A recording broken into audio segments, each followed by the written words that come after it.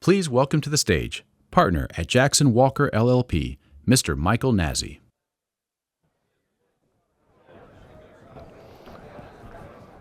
All right, everybody. Let's get right to it. I know everybody's going to settle in here, but Tim had the level of fear just high enough to start my presentation, so I just want to ramp it up just a little bit more. In all seriousness, it's a great honor to be here. Thank you for having me. My day job is I'm a utility regulatory and environmental regulatory lawyer, primarily for generation and transmission cooperatives. I do a lot of work. I'm based in Texas, so I do a lot of work for the G&Ts there, but I also work in North Dakota, Utah, Wyoming, and touch upon G&T issues all over the place, including in Washington, D.C., working closely with the NRECA as part of the Environmental Policy Council and many of the things they do. So, I've got a lot to cover today.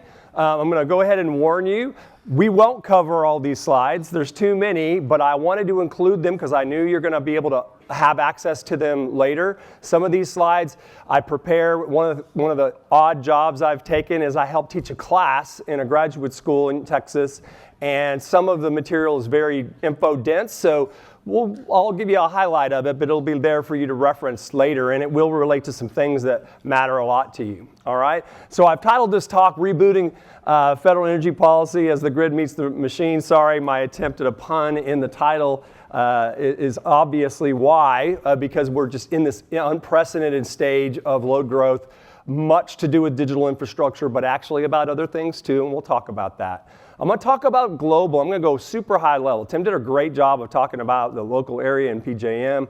I'm going to talk about national issues, but I'm going to start globally. Then I'm going to bring it down. I'm going to make some statements about geopolitics that I think are reflective of why, and I agree with them, the White House is prioritizing leading the AI race, and it's kind of lost on some of the protests regarding data centers. I do a lot of co-development of work where I build power generation alongside digital infrastructure. I'm not a data center advocate or a hack. I actually am not very popular in the data center world because I have been for a couple years now insisting that they provide more information about their water and energy use, because frankly, keeping that as a vacuum, a lack of information has hurt them. And I'm in a big episode of I Told You So right now, and I'm going to show you some examples of how it's kind of blowing up on them. But it is critically important that we get this right and meet this need for reasons that I'll point out. Then I'll get into domestic demand. I'm going to come off of the discussion Tim just had a little bit, use the momentum and the fear factor that he actually rightly instilled in you, and talk about some of the other parts of the country that are in trouble and what folks are doing about it. Probably reflect on the role of the G&T in all of this a lot, because one of the things I do, and whether it's in state houses or in regulatory hearings or in the White House, is remind people that this is the governance model they can trust the most. Actually reporting to people who are your member owner customers every month in board meetings, whether it feels painful or time consuming or not, is the absolute best check and balance to make sure we do this right. When that kind of governance doesn't exist, you see it fall apart. IOUs, whose fiduciary obligation is to shareholders and not ratepayers. States who really, in many cases, don't have the expertise to get inside and understand things. In deregulated markets where there's literally no sheriff in town. And then the federal government does what it can when it's in the right hands to try to get its handle on things. And then I'll talk about the environmental and regulatory response, the energy policy response of the Department of Energy, and through FERC a little bit. Won't go too deep in there. We don't have time to do everything today. And I'll talk about a couple of highlights on the environmental side, with the GHG, greenhouse gas rule, being the prominent one, because that's the one of most interest and most significance probably. But I'll make a couple of comments I think that are important to the Ohio team here. And then if I have time at the end, I'll give you some interesting perspectives in the role that I serve. One of the cool gigs I get to do is I get to serve as a private sector special assistant attorney general for states. So I take that role in North Dakota, and I also have that role in Indiana, and a couple other states as well. But quite relevant to Ohio is I serve as a special assistant attorney general in Indiana on a case that is going to be very interesting for everybody in this room to play out. So let's get to it. All right, global race. You've heard it all before. You've seen probably all kinds of different statistics on this. This is a slide that an international company that I work with that does power barges, believe it or not, mounts 200, 300, 400, 500 megawatts of gas turbines on barges. And that's the way we have powered the developing world that lacked infrastructure for the last 20 years or so. A great testament to how crazy things are in the domestic market is they're bringing that show to the United States. We need so many megawatts in so many places, including on the coast of Texas, believe it or not, that this entity, Car Powership, is actually building facilities, not only bringing barges to places that need it immediately like Venezuela, but also to the United States of America. So my joke to regulators is if you didn't think we were a third world country on electricity, pulling power barges in to save our grid maybe is somewhat reflective of how behind we are. But these guys have a very good grasp of global market trends. And so they developed much of this information, and I've added some detail to it. But basically the macro here is that year-over-year growth globally in electricity was roughly at about 500 gigawatts, 500,000 megawatts globally year over year in 2015, and it's literally doubling already, okay? So what's behind that is lost on a lot of people because we have lives and day jobs and things to pay attention to. But note the data center demand, which is huge, and then digitization of other sorts. It's a big number, but this is total gross need that exists in the world. In other words, we need to build 660 gigawatts just to get people out of energy poverty.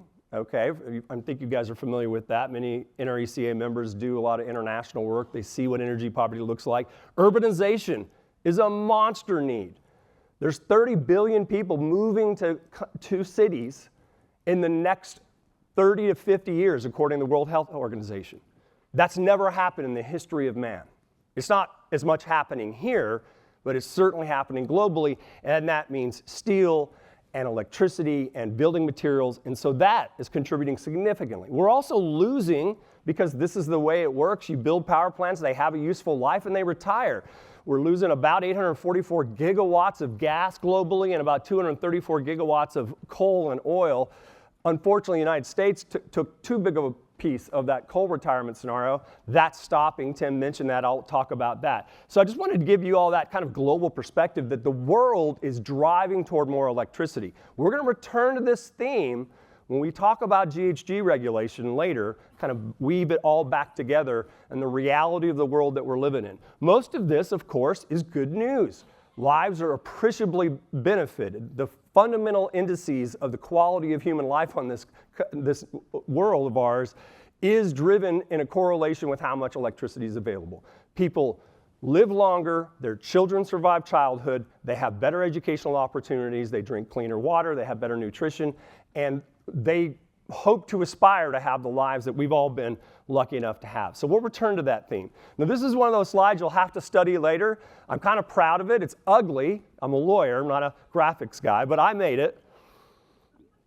And it's because so many people who are involved or trying to get an understanding of data centers don't understand, because nobody tells us this stuff, which ones need to be where. And so Tim talked about kind of the ones that have been in our system a long time, cloud storage sites. So basically, this is my way of explaining where the data is needed, right? So we need to have large transmission systems, fiber optic systems to move all of that data storage capability. We moved out of our home PC and we outsourced to centralized locations. That's one kind. And let me be clear. A lot of facilities have all three of these things stacked up. So it's not as clean as three different buckets, but it gives you a good sense. And then there's some energy use. And then there's my kind of Mike Nasi way of describing it. This is us moving all of our hard drives to a warehouse far, far away. Okay? Then there's what's called inference and action. This is the stuff that is most likely located in urban centers. It's instant interactions. Think self-driving cars. I don't know how many Waymos you have in Ohio. I live in Austin, Texas. There's way too many Waymos. They're kind of cool the first time you do it, and then it kind of is a nightmare. But any type of real-time data need where there needs to be proximity, okay, no latency is another phrase, that's the stuff that's happening here. A lot of growth here, but not nearly as much as in this area. And this is what you're hearing the most about, but again, it's only one component, and that is, and the best way I can describe it is that these are facilities that actually don't need massive fiber. It's like we get a bunch of needles in through a skinny pipe. We use this massive haystack to do all the training and reasoning and work that an AI hyperscaling facility uses. And then we're pushing back out needles again. Just think about it when you use ChatGPT or Claude, Anthropic. That's kind of gives you maybe a real world experience. So again, not perfect. I don't have a PhD in digital infrastructure, but I am a translator by nature, so I thought that might be helpful for you to look at later. There's a class I teach in Houston about enhanced oil recovery, carbon dioxide used to recover oil. It's a long story, but I kept this just as is because I thought it would be a great way to explain the difference between the kinds of searches that people have historically made. Let's just say Google searches. You might have another browser preference, but I went ahead and used that. And how much power as a part of the overall system it uses versus using a ChatGPT search. And then if you actually go ahead and ask ChatGPT to make you a picture or, God forbid, a video, the energy needs exponentially expand. Tim mentioned it. When you start to expand the demand on these centers, both of their use of electricity becomes more erratic but also more intense. So another good way to kind of maybe get your head around what we're looking at in terms of why is there such an exponential growth in demand for energy. Let's talk about geopolitics. I don't know if anybody has ever seen David Gaddy from the University of Georgia, other than Georgia being a really good football team that both the University of Texas and Ohio State have to deal with from time to time. He is best in class in actually being out there talking about the geopolitical realities of energy systems and how our global competitors have energy right in the center of their energy policy or their global security policies. And our administrations have gone back and forth, sometimes seeing climate as a more important geopolitical issue than energy. Think that's changed, I hope forever, but it is really important in this day and age, and this is not, again, an advertisement for bad data center management and bad PR and bad information, but we need these facilities here. Not just for the reasons that I'll talk about in terms of data security, but because our security systems, our defense mechanisms are driven and computerized. Tim mentioned our system, our grid, is filled with devices that have international connectivity and hopefully not control, but there's exposure there. And I think cybersecurity folks after me will give you a much more sophisticated look about what the threats are. But one of the things when people say, well, AI race, it's a geopolitical issue, it's actually directly a defense issue. Because our ability to move fast in a global conflict is going to be essential. There's all kinds of books here. You can look at them later. I recommend them all. So what's going on in this space? You know, the president mentions that we're a leader. So this is basically a rough approximation of how much power is consumed in data center consumption. This does not include the full digital infrastructure of making chips all the way to your device. It's just in the data centers. And we went ahead and threw in the breakdown of year-over-year mix of resources, you know, coal, gas, nuclear, and renewables. Now, this is a little bit misleading because so much biomass is consumed in some parts that it gets slumped in. Not so much wind and solar, more of a biomass thing in South America. But U.S. is a leader, but close behind is China and gaining. And here's why. They are massive investors in the world theater on energy and digital infrastructure.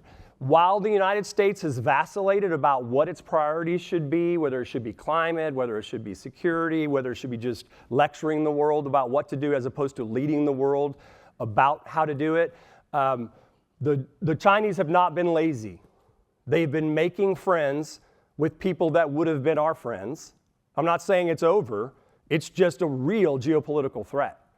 And I'm not like some China basher. If I were China, I'd do the same thing. They have the ability to secure resources they need, to leverage the resources they have, and all the while have the ability to exert geopolitical power worldwide. And so it is on. This is a race. That is not just oh, Trump said that because it sounded good. It is a real fact of life. So, US, Tim talked about the 24 chart, and the 25 chart got a little bit worse for NERC. The 26 chart, even worse. I've been doing this for about 32 years. I have never seen these NERC charts be anything but vanilla in my career, and now they're lit up. Okay, that's a non-expert way of describing this is not good. And I'm married to an engineer, so I like to slip in a little slant on engineers any kind of time I can. NERC is filled with engineers who don't actually whine about problems, they solve problems. So if this was like a lawyer's slide, we'd be warning you that would be not as impressive. This is engineers saying, Houston, we have a problem, okay? And this is, in my estimation, in some pockets, maybe even conservative. I think Tim made the mention that some people say, oh, well, you know, people say you're saying the sky's falling.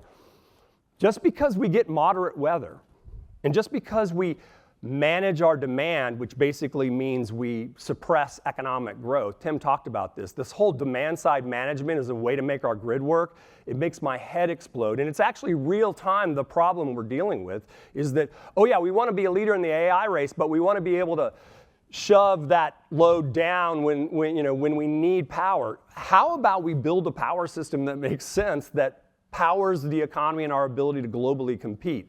And I'm gonna, when I do my obligatory, I'm here from Texas, but I'm gonna trash it. I'm not a native Texan, so I get away with this back home. There's a lot of things about Texas that are a cautionary tale for your state, and I'm gonna talk about that a little bit more in a second. This is kind of a macro trend slide. There's an outfit called Always On Research. They're a great up-and-coming group of data assimilators that kind of are truth tellers. And this is just stating, we've had a net reduction of dispatchable capacity, nuclear, coal, gas, in our grid since 2005 to 2025. So in 2 decades, we have not grown our dispatchable capacity net, and yet we've added a whole lot of things that are weather dependent. And yes, some batteries. And so that results in a lot more system uncertainty. And this is before even thinking about meeting the needs of an exponential growth in demand. So let's talk about that. This is a great slide because Grid Strategies, which actually does a lot of work for renewable groups, has been doing us utility nerds a favor for a few years, where they're collecting all the Form Rs from FERC, all these massive filings, and they're assimilating that data. And I'm going to show you their kind of most recent presentation of the projected growth in demand here in a second. But first, let's talk about just the macro trends over the past 100 years or so. And this is something they put together I think just tells a great and important story. This is not a slide that documents total power consumption. It is the incremental growth, the increase in rate of growth. And so when we were in a decade where people got a lot of electricity for the first time, right on the heels of rural electrification, by the way, right? We saw year-over-year growth rates that were in the high single digits, 8.5, 7.5%. We started to have lower growth rates. That doesn't mean we were using less electricity. It means year over year we weren't increasing as much. And a lot of things were going on here. We were losing manufacturing load. We were doing things more efficiently. But then we bottomed out with efficiency and about what our country could stand in terms of depending on other people to make stuff, and we've seen a rebound. And some of this is already, this isn't projected. But in terms of the forward projection for the next 5 years, we're literally projecting increases, and this is not based on just filings and hopes and dreams. This is actually a discounted number, almost in the order of when we first electrified the homes in the United States. So that's a big growth trend. So yeah, there will be overvalued AI companies. There will be busts in the in the stock market. But in terms of the fundamentals of electricity consumption in our country, it is a fundamental shift that has to be recognized. So this is my attempt at bashing engineers. So engineers don't like to admit they're wrong. That's something I've discovered in 33 years of marriage. I'm sure she would say that about lawyers too, right? So this is what the engineers and people within the national forecasting centers were projecting back in 2022, the 5-year growth between 25 and 2030 was. So the 5 years we're looking at is 25 to 2030. Back in 2022, they said we're going to grow demand 24 gigawatts. Everybody thought they were crazy. We had never seen that much increase in 5 years in the history of our country, even when we were first electrifying things. And then the number jumped to 38 the next year. That's engineers admitting they were wrong, okay? But at least they did. That's progress. And then 24, bigger number, and everybody thought they were crazy, and then we're at 166 gigawatts. This is a discounted number. I'm going to show you why in a second. That's 15 New York cities. So this is real. It's happening. Where's it happening is a good question, and I'll talk about that. But let me be clear, and I think everyone in this room probably has a sense of it because you're in contact. You're getting interconnection requests. You know who your industries are. This is not all data centers. A huge component of it is, but there are significant amounts of electrification going on in the oil and gas sector. See that a lot in Texas. It's driving a lot of the need in Texas. We're reshoring manufacturing. That's an Ohio story as much as a Texas story and others all throughout the South.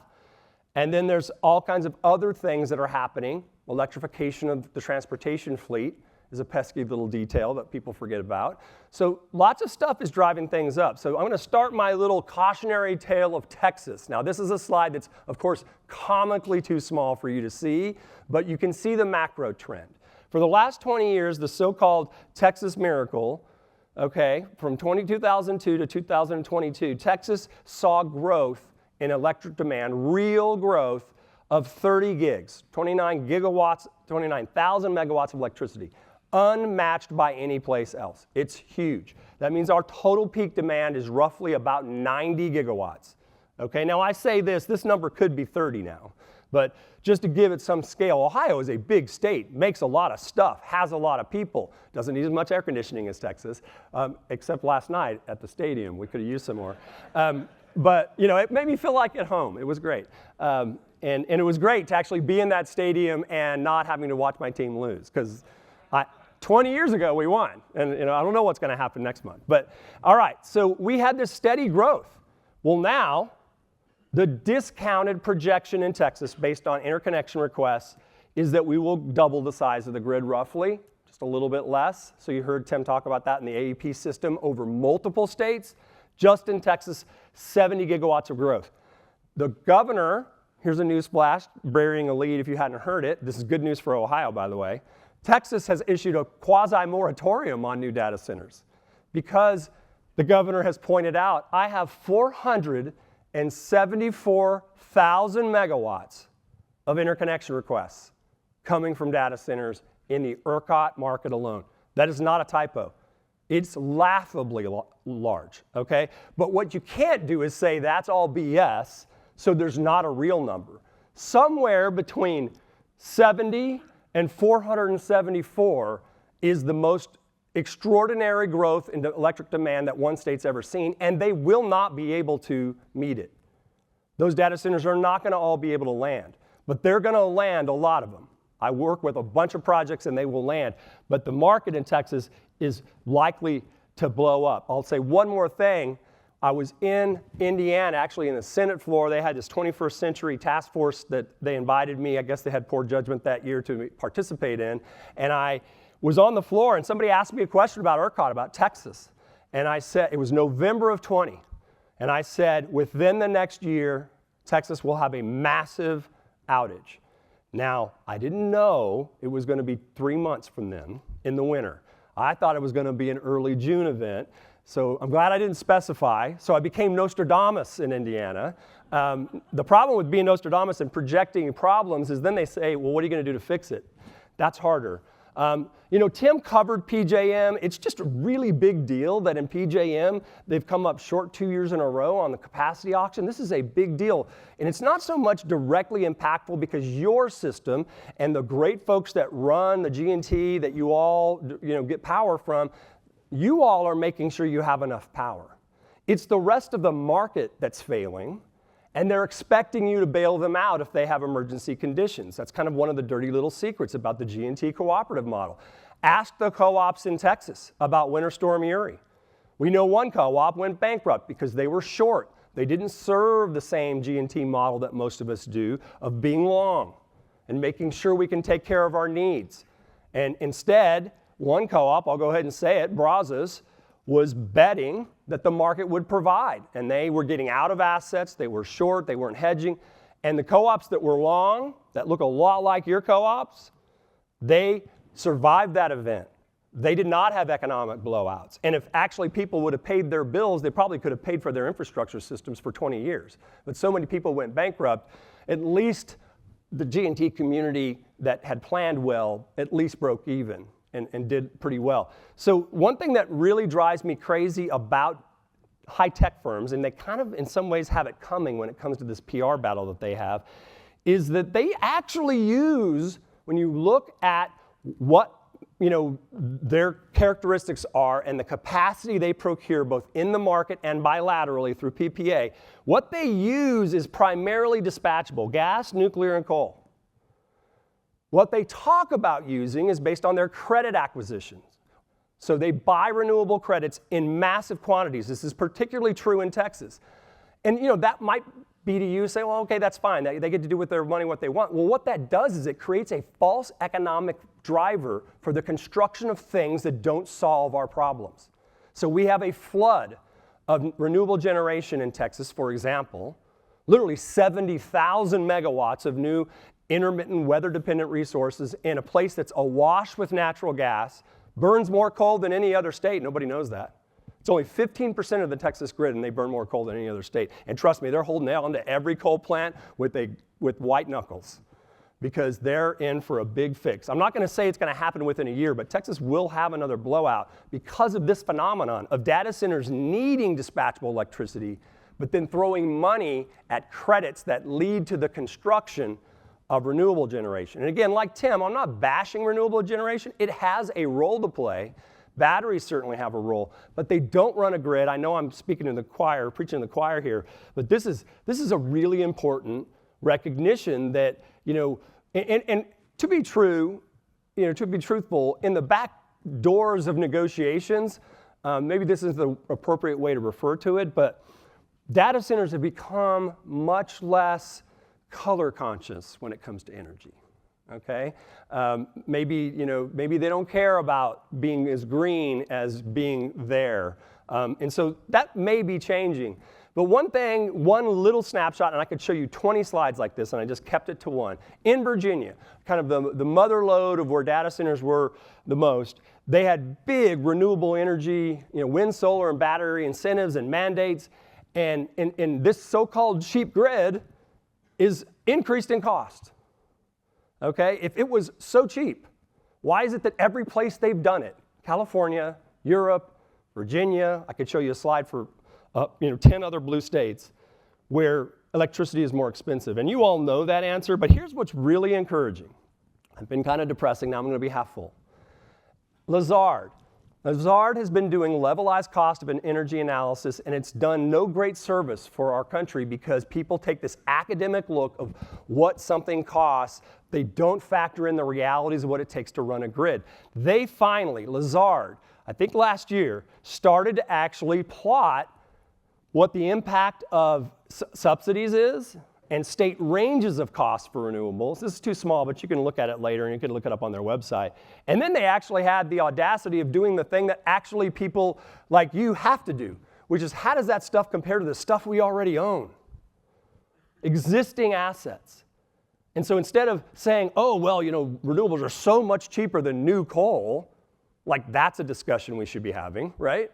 I mean, we'd love to build more coal, but the reality is we're holding on to our coal because it is absolutely in the money, and it depends on several factors. It has a range, but it's real. But here's the most important thing, and you'll never be able to look at this slide today. It's just here to make this point. They're finally calculating the cost of firming. What does it take when you put non-dispatchable, weather-dependent resources, and what kind of costs associated with the existing fleet does that impose on the system so that gas or coal or nuclear are there as a backstop? That's a real cost, and folks should have been calculating that for a lot longer time. I've been involved with several groups that have been doing that. Now we have Lazard doing it, and it's very refreshing. You can look at that later. This is a very cool Indiana-specific analysis that this group Always On did at the direction and request of the state government to just, again, prove the point and actually state ranges, including how expensive gas can be depending on what the commodity cost of gas is and how expensive your turbines are. And I build a lot of natural gas generation and a lot of other resources, but this is the kinds of things that people need to start owning, that the so-called cheap wind, solar, battery grid is a total fallacy. And so those of us in the G&T community who are responsible for having firm capacity for our members need to start getting credit for the fact that we might have looked a little bit more expensive for a while, but we are definitely running a system that's reliable, and stop imposing costs on us. A couple of closing notes on data centers. This is actually a true story. I had a representative at a county commissioner meeting in Hill County, Texas, where they were about to issue a moratorium, a Republican county issuing a moratorium on data centers. And the woman in front of the person that was there was literally looking up on her ChatGPT browser how to oppose data centers. Okay, I'm sure you've heard a joke like that, but sometimes reality is just funnier. Robert Bryce, I don't know if you guys know who that is. He actually lives in Austin, but he's a kind of an international speaker on energy. He's been tracking the opposition to data centers. It's quite impressive and a little bit scary. And okay, now I didn't wear a tinfoil hat today, and I definitely didn't ride in on a black helicopter, but there is something going on.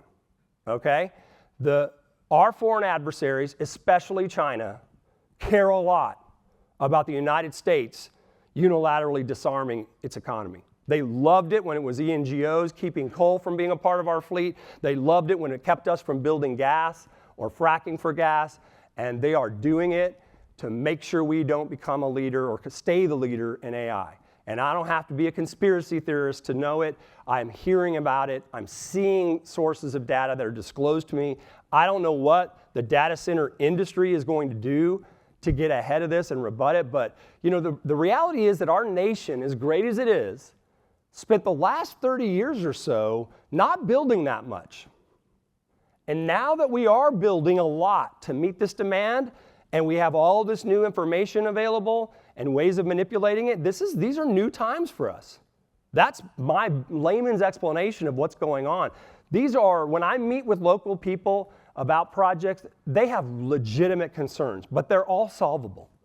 This massive dissemination about water use, I mean, hey, data centers in Virginia that had abundant water resources had high water consumptive rates because where they were, that was okay. But I guarantee you the closed loop systems that are located in the deserts of Texas are not high water consuming, or else they wouldn't have gotten off the ground.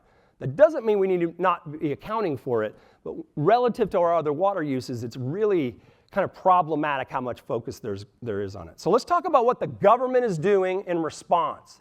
This is another one of those slides that can serve you later. This is in one slide, shoved as many cool things that the Department of Energy has done and the White House. They're all hyperlinked. They're going to be useful for you. Lots of important things that have never happened in our country before have been done. Just the formation of the National Energy Dominance Council, having staff led by Secretary Burgum of the Interior and co-led by Department of Energy Secretary Chris Wright, and then inputs from all the other important agency heads that matter, including the Department of Agriculture because of our US, okay? That's a huge coordination role. I am on the phone with that group once a week at least. There's all kinds of really important things they're working on. This is just some of them. I'm going to focus in on one area before I pivot to environmental. And that is what the Department of Energy is doing on Section 202. Tim made reference to this 202C, emergency orders to keep power plants open. That's important. I'll show you a slide about that. But what's even more important is that they are actually looking at setting metrics that all these RTOs, all these regional transmission organizations, need to account for. Okay? There should be some floor. Now, every region's different. There should be the ability to tailor the way a grid is managed based on the localities. But the federal government has never really said, you can't go below this. And so that is really important work. And so what they did, in addition, these are all the 202 orders. You can see that later. We're just going to keep on moving. I'm going to go forward here. They created a report last July. They'll have another version of this report where they define these new metrics. This is kind of the least we're going to let a grid perform without calling them out. So that's a loss of load hours of 2.4 hours per year, and then a total normalized unserved energy threshold. Now, I kind of gave them crap about that. NOOS is a little bit of a scary acronym. I think they kind of worked for that. So we're like we're hanging ourselves. I think NOOS is maybe, that's not something we've used before, but this is not a new metric. And they basically said, here's what the nation looks like in terms of its violation of this, what they think is a minimum standard. And that's actually based on the retirements that are currently scheduled, even the delayed ones. Even if we eliminated all of the slated retirements in the grid, coal and gas, we'd still have issues. That's important to point out. And I'm going to go back to this because Tim made a comment about coal plants delaying their closure. We could talk for an hour about this. This is the market basically waking up to the reality that we cannot lose any more dispatchable capacity, certainly not winter resilient and fuel resilient. Winter or power dispatchable capacity. Just so you know, this is the size of the bubble is scaled to the megawatts. I have the total number right now of previously identified delays that have been pushed back or altogether eliminated is at about 50 gigawatts. And just so you know, in case you're seeing an E&GO say, oh, well, Trump is propping up the coal industry with 202 orders. The 202 orders are the red dots. The rest is market wake-up time, right?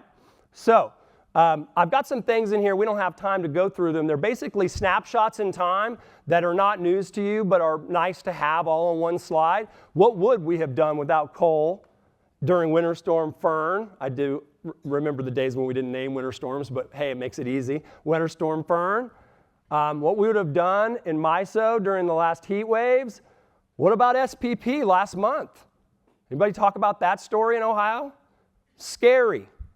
But for some coal plants at those utilities, those virtue signaling utilities that would have retired those units long before, and I'm going to go ahead and say it, Tri-State let assets go that they desperately wish they had in events like this. I've seen the Tri-State story before, by the way. It's called Brazos, okay? And I've told them that, so you can tell them that I said that too.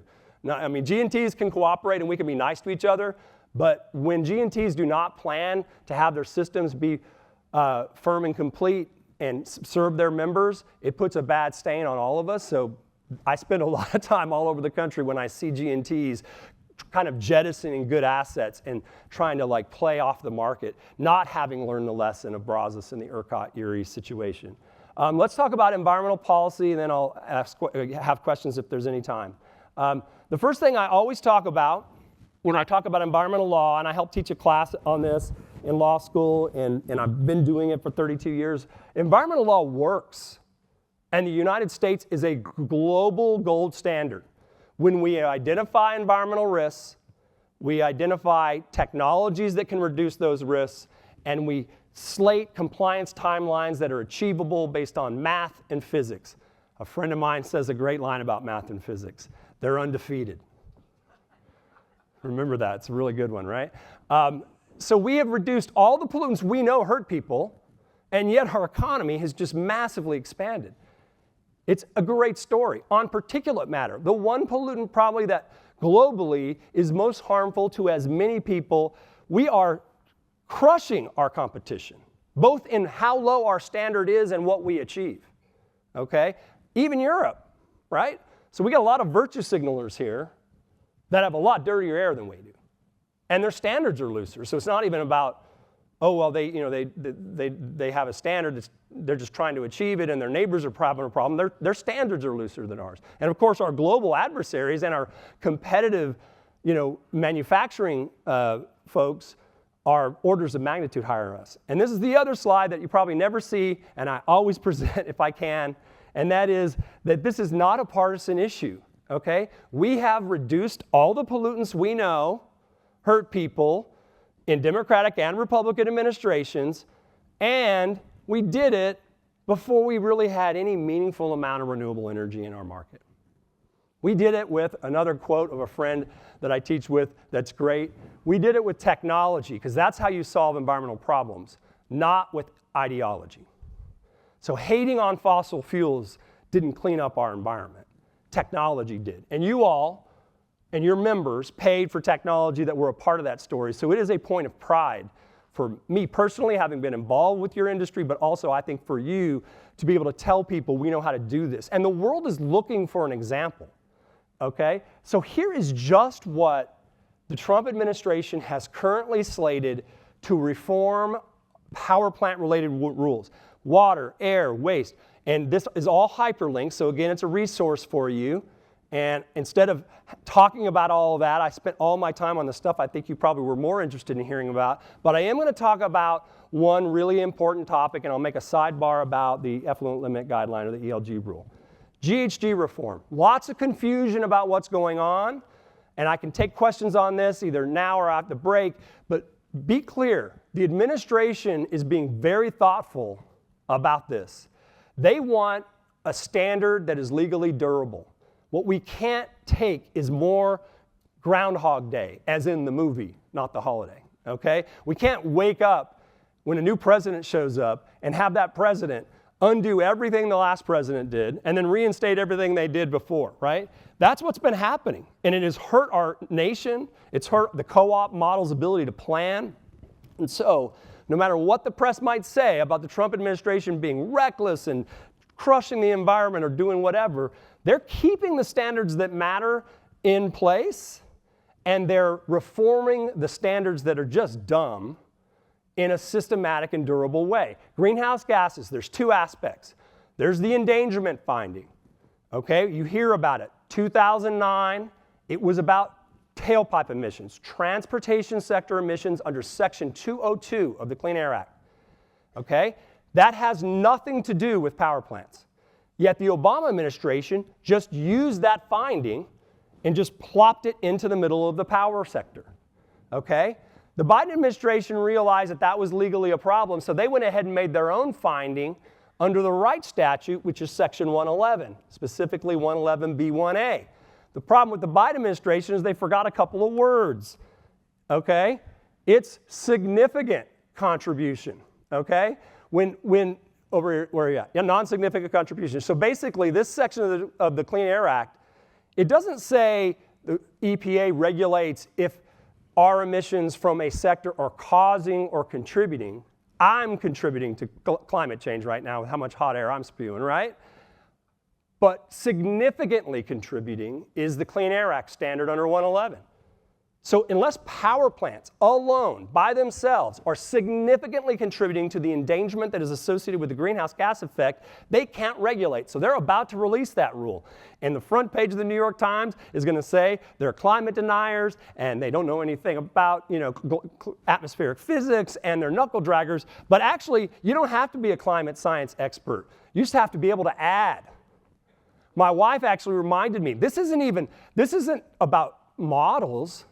This isn't even about contending that, that anthropogenic or man-made forcing has anything to do with natural climate change. It's not debating that. It's assuming those linkages. It's just how much do we actually emit, and what would the situation using the IPCC models, the International Panel on Climate Change models, what would it look like if we were gone, if our power plant emissions were gone? It's not even algebra, my wife reminds me. It's arithmetic, okay? And here's the numbers. You can't see it. It's so small. This little yellow line, by the way, I've been producing this slide ever since the Obama Clean Power Plan in 2014 was proposed, because I had a group of experts and I said, are we really going to move the needle with this rule? Because the president keeps on saying we're leading. Well, are we leading by throwing up 100 windmills in Minnesota? What are we doing? And it turns out we're not leading, because the rest of the world, this blue, what this shows is if you zero out U.S. emissions, what's the impact on global CO2 concentrations? The bogey for most global treaties is the 2050 parts per million, the target of roughly 500 parts per million. So we eliminate all U.S. power plant emissions and we reduce it 3.5 parts per million. That's 0.68% of the global CO2 concentration that will disappear. Sounds significant?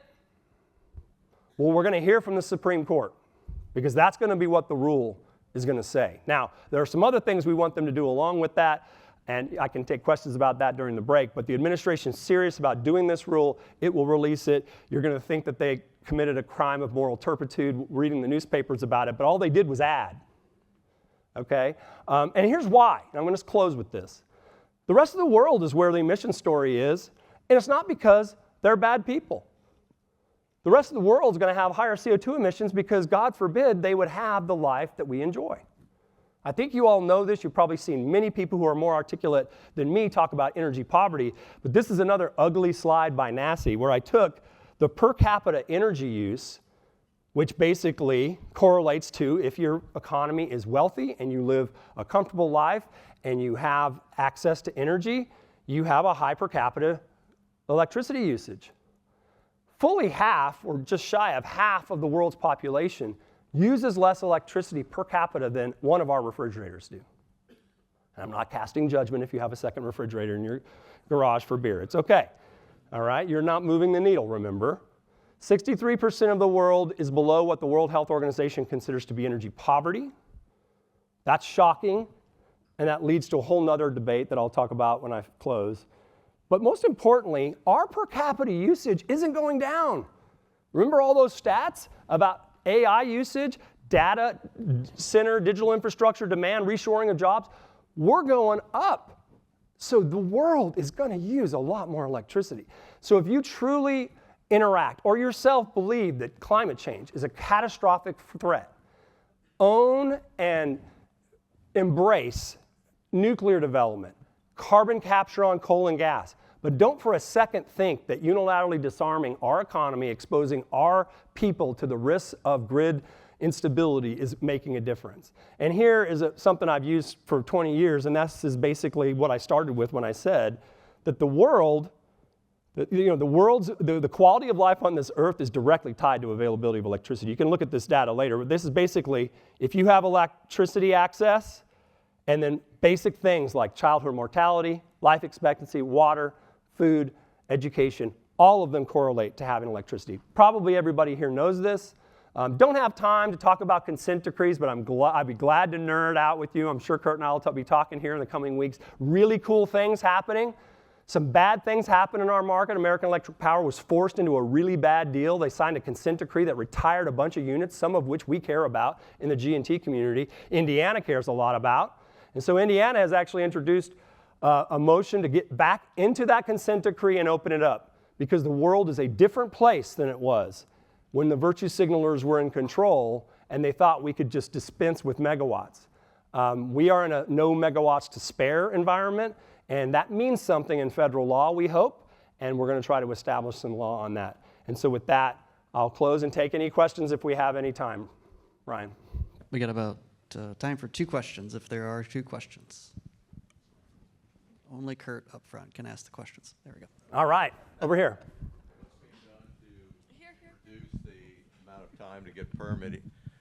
What's being done to reduce the amount of time to get permitting and approval for new power plants? So power plant, so there's 2 different things that can impact an infrastructure project like an electric power project, right? One is transmission. Transmission oftentimes is driven by federal processes, NEPA, et cetera. Power plant construction, getting your air permit for a power plant is actually really a state issue. The states have been trying to improve their efficiencies. States are bureaucracies. I like to say bureaucracies are dangerous even when they're ours. So every state basically needs to make sure it's doing its job better. I'm not all that up to speed with what Ohio is doing, but most states are focusing on trying to shorten those time frames. A, because they always should be trying to be more efficient, but B, because they have more customers than they've ever had. So things are happening. There's a lot of different ways that's happening. One idea that one state that I work in is doing is they're letting the industry pay if they want a faster turnaround so that they can actually, the state can afford to pay overtime for its employees. And those employees who are motivated to want to work overtime actually have a resource and they don't have to wait 2 years for the legislature to appropriate more money. So that's an innovation that's happening among others. It's a good question. Any others? All right, well, I'll definitely be here during the break. I guess we just had a break, so I'll be here for a little bit. But I have my contact information is available if you want to follow up with questions. It's been an honor to be here. Thank you for doing what you do. Keep doing it well and safe, and have a great afternoon. Thanks.